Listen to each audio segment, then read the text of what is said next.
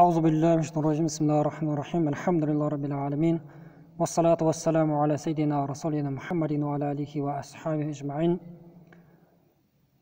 Бүгінгі біздің жалпы уағызымыздың тақырыбы пайғамбарымыз саллаллаху алейхи вассаламның ардақты сахабаларының жайында, яғни Заид ибн Сабит радиаллаху анху жайында болмақ. Ең әуелі осы жалпы сахаба дегенге тоқтала кететін болсақ, сахаба бұл пайғамбарымыз саллаллаху алейхи вассаламның көзін көріп, аз да болса да сұхбатына қатысып, иман келтіріп, және мұсылман күйде өмірден өткен адамдарды сахаба деп атаймыз. Енді осы ардақты сахабалардың ішінде, яғни ғалым сахабалардың бірі болған Заид ибн Сабит радиаллаху анху жайында сөз қозғайтын болсақ, ол кісі мәдиналық, яғни ансари сахаба. Хижреттен 11 жыл алдын дүниеге келген, кейін мұсылмандар Мәдинаға хижретіп келгеннен кейін, 2 жылдан кейін Бәдір шайқасында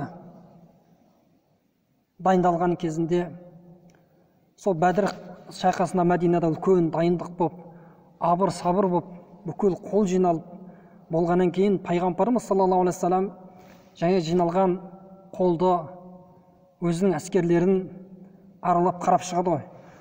Сондай бір уақытта дейді, бір 13 жасар кішкентай баланы көрді дейді.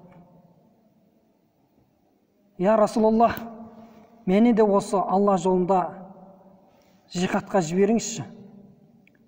Мен де осы сіздің әскеріңізбен бірге, сіздің туыңыздың астында жихад жасап қайтайыншы деді. Пайғамбарымыз саллаллаху алейхи вассалам жаңағы 13 жасар баланы дейді, иығынан жұмсақ қана қағып қайтарды дейді. Сол кезде Сабит радиаллаху анхудың, Заид радиаллаху анхудың қылышы дейді, бойындай немесе бойынан да ұзын еді дейді. Сондай бір ынтаменен, жігерменен келген еді. Бұл пайғамбарымыз саллаллаху алейхи вассалам қайтарған кезде қатты қапаланып, сондай бір ренжулі түрде қапа болып қайтты дейді.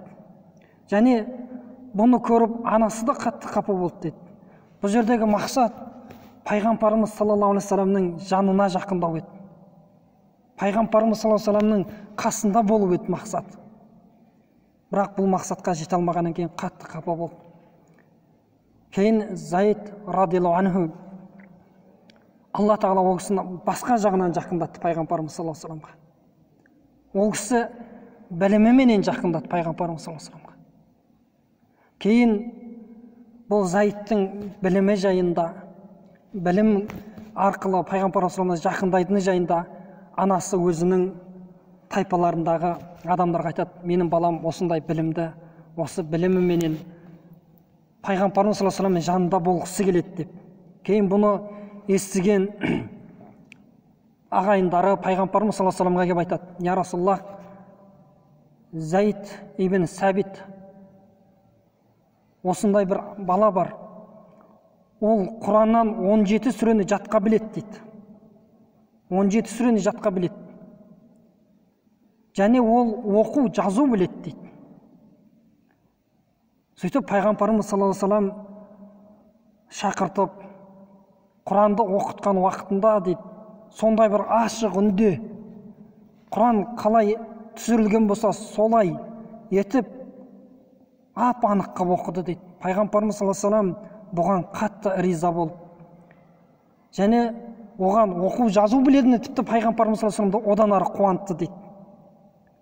Пайғамбарымыз саллаллаху алейхи вассалам Заидке айтты, Заид, сен еврей тілін үйрен. Өйткені олардың жаңа келген хаттарынан, жазған хаттарынан мен дінімнің аман болуына, оларға бір сондай бір не дейді, сенбеймін дейді, былайша айтқанда. Сондықтан да сен осы тілді үйрен дейді. Заид көп ұзамай осы тілді де үйренеді. Кейін бұл не істейді? Пайғамбарымыз саллаллаху алейхи вассаламның тәржіманы, аудармашысы әрі хат жазушысы болады. Сондай бақытқа кенеледі. Және пайғамбарымыз саллаллаху алейхи вассалам бір хат жазатын болса, сол Заид жазады, бір хат келетін болса, сол кісі аударып, оқып береді. Сондай ісінің ұқыптылығына, сондай жауапкершілігіне қараған пайғамбарымыз саллаллаху алейхи вассалам Зайд ибн Сабит радиаллаху анхуге Құран уахиді жазуды, яғни Құранды жазуды бұйырды.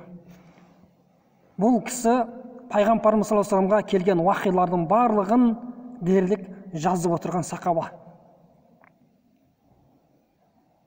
Кейін пайғамбарымыз саллаллаху алейхи вассалам өмірден өткеннен кейін Абу Бәкір радиаллаху анхуның тұсында Құран жиналған уақытта осы сахаба басында тұрды. Кейін Осман радиаллаху анхуның тұсында кітап қалына келтіріліп жинақталған уақытта да осы Зайд басшылықта болып аңғи сондай істе жауаптанды.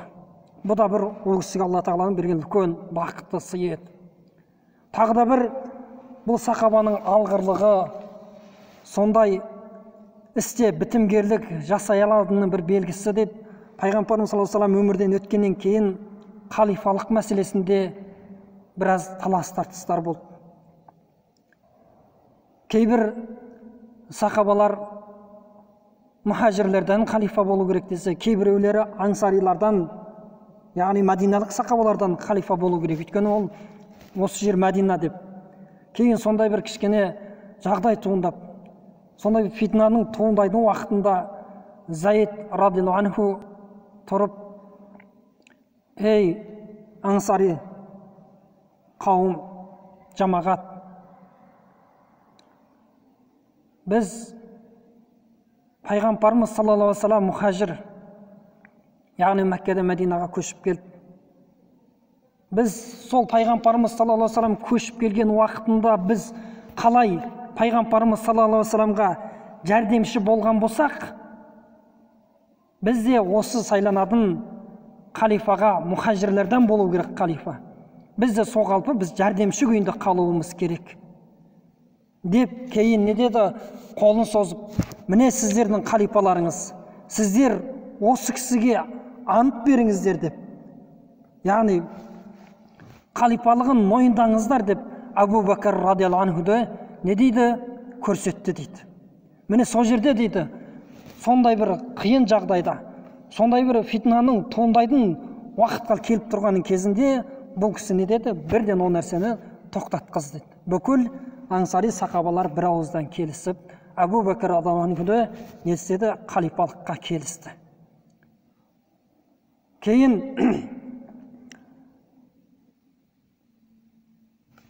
Әли радиаллаху анху менен Муауияның халифалық кезінде де бұл кісі 5 жылдан астам мүфтилік қызмет етіп, сондай бір өмірінің 45 жылын осы хижри жыл санауыменен 45 жылдан кейін бұл кісі өмірден өткен. Пайғамбарымыз саллаллаху алейхи вассалам осындай білімді, парасатты, ардақты сахабаларының бірі болған. Енді бұл жерден біз қарайтын болсақ, жалпы қай кезде болса да адам баласына тіл үйрену, тілді білу, бұл ешқашанда артық етпейді екен. Яғни керісінше ол біздерге үлкен пайдасын алып келеді. Және біздің басқалардан келетін сырттан зияндардан не қылады екен? Қорғайды екен, иншалла.